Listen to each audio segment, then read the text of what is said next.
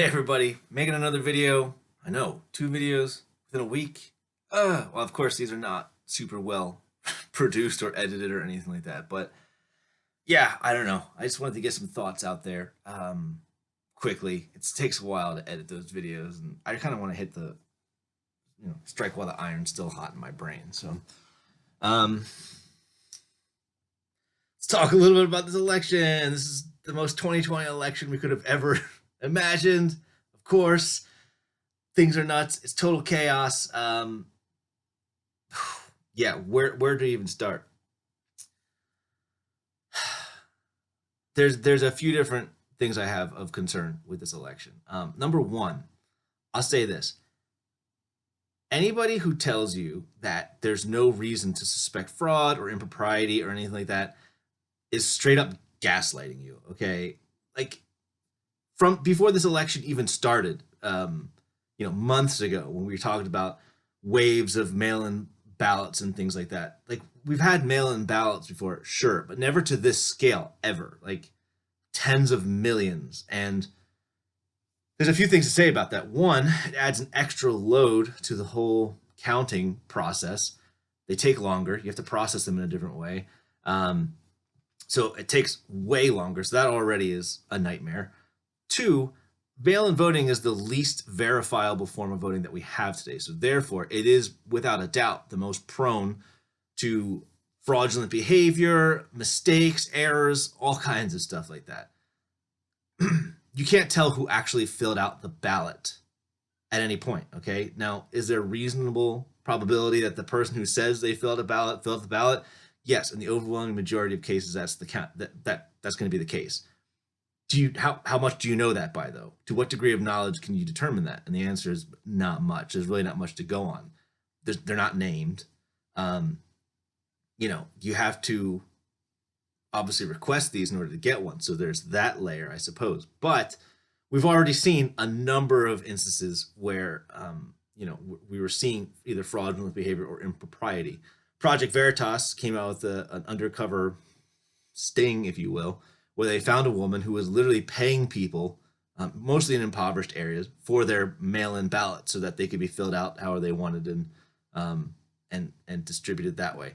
So that was a case in which there's obviously fraudulent behavior and impropriety. Obviously, we've already seen lots of mail-in ballots being just chucked and left places, so they were uncounted. A lot of them were military ballots, and some other cases, in which case that's not that hard to figure out, right? If you wanted to sway an election that way, or if you wanted to have an impact on the election in that way, like it's pretty well known that military tends to vote Republican for the most part. So, if you know that's the case, it might be an interest if you're on the other side to just throw them out, and there you go. So that's something that did happen, and of course, most of those ballots were for Donald Trump. So that's another instance. Not only that, but there's also probably instances where, if you have a household and some of the people in your household aren't actually going to vote, you might be able to get them to just order the mail-in ballots and fill them out yourself, right? That's probably happened to some degree. Here's one of the things about the mail-in ballots is, like, we could keep going about all these different errors that we're seeing, like just huge dumps coming in either late in the game or huge dumps that were all in favor of one candidate, or glitches in the system that went for one candidate and not for the other. Put aside the fact that all of these errors and misappropriations and everything that seem to only be going one way as far as we know, which is obviously suspicious to say the least.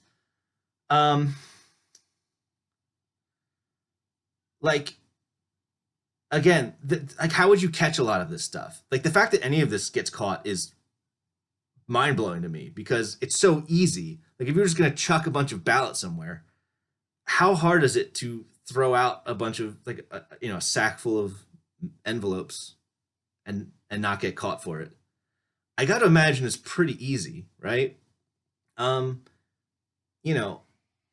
easy is it to get away with ballot harvesting? Like, as long as you keep a low profile, it's pretty easy. And once these things get into the system, it's impossible to sort them out, basically. And that's one of the issues with this election, is that if there is any fraud or impropriety, it's going to be impossible to really find out. And that's the thing. I've seen people that are touting, "Well, we have no evidence, that voter fraud has had a huge impact on the election." Well, yeah, that's because these things are very difficult to prove, like impossible, basically. Like, how would you go about sorting? If you had a bunch of, let's just say you had a bunch of ballots that came in like way late. We do have cutoff time for elections, by the way. So let's just say they came out way late, but you wanted to shuffle them in anyway. Well, all you have to do is just shuffle them in with the rest of them. How are you going to figure out which ones are which? It's pretty much impossible.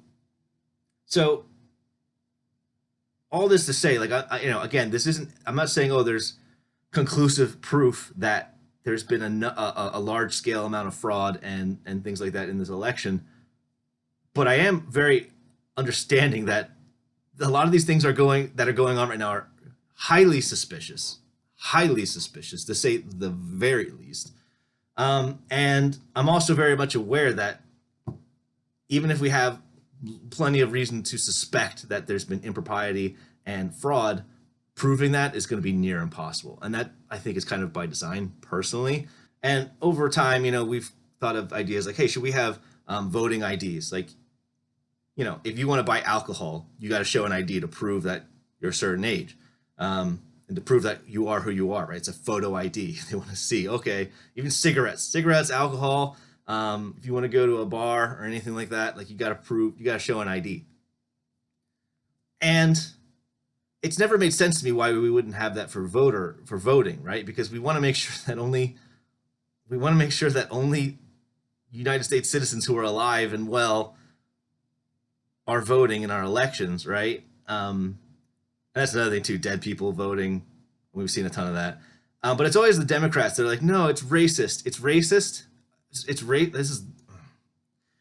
racist to suggest that we should have voting IDs in order to vote because it's discriminatory against minorities. Now, it hurts my brain so bad because it's racist. Are you suggesting that minorities are so dumb that they're not able to get an ID that they could vote with? Is that the argument that you're trying to make? Because, man, that sounds a little racist to me, I'd say, wouldn't you? I think that minorities are fully capable of getting IDs, like, fully capable. There's no problem there. But no, it's very racist to suggest that we should have IDs to protect the legitimacy of our voting and elections. It's just insane. Again, I apologize that this is kind of impromptu. Again, I just want to get these out quickly. They're not scripted or anything like that, obviously. So just bear with me a little bit. I'm going to go through some thoughts. But anyway, so that's the first thing, okay? Plenty of reason to suggest that there's been suspicious activity in this election. Enough to merit an investigation, absolutely. I mean, there's more suspicious activity going here than with the Trump administration with the Russians, by a long shot. And we went through a full year-long investigation with him, and nobody said anything about it because we're like, okay, sure, let's investigate. If there's something that he did wrong, let's go find it out. It turns out that the whole reason the investigation started was bunk, that you had bad information, which was known to be bad information. It didn't stop anybody. So that's the point of contention that people on the right usually have with that. But so at the very least, there's suspicion going on in terms of our elections, and we say we want to have fair elections where everybody's vote counts, and the people who are either dead or not from that state or whatever, like, those shouldn't be counted. And also, if they came in late, like, if there's a deadline and the ballots don't come in by that deadline, also invalid. That's been every election we've ever had, ever. I don't see. It's not like we can't just let elections go on indefinitely. We do have to have a cutoff point at some point. So, with that being said, so it's Monday. I've been busy today, so I haven't had a chance to watch the news or anything like that. I understand that the Trump administration is filing a number of lawsuits throughout the country. I'm not going to say he has a great chance of this working for him. It hasn't worked out too well historically, I think, but this is 2020, folks. Who knows? Like, anything could happen. But I will say this. I feel like this is Trump trying to open up a keg with it's like it's him trying to open up a steel keg with a blowtorch, and the Democrats are just throwing as much gunpowder into it as they possibly can. Like, will the blowtorch get through in time for him to open it up and get the election? Maybe. I mean, I think he's got a slim chance, but it's possible. What seems perfectly obvious to me though is that if he does get through, if it does get overturned and it goes to the courts and they say, actually, yeah, we're throwing out these votes because we find them to be subject to impropriety and they're illegal or whatever, and they give him the presidency, like you think you've seen riots, you think you've seen upheaval, it's only the tip of the iceberg as far as I'm concerned. And that's the thing. All these cities, they're gonna start going up because yeah, like the media and the Democrats have worked as hard as they can to try to solidify in everybody's minds this is a done deal. Joe Biden's the president, and that's it. It may end up very well being the case, but we don't know that for sure yet. We still have a little ways to go, and I suspect that Trump is not going to go down easy. He'll probably go down to the bitter end. We'll see what happens, right? But you have to at least notice the precariousness of the situation and say, okay, things ain't looking too good right now. Like there's definitely the potential that this could blow up very badly.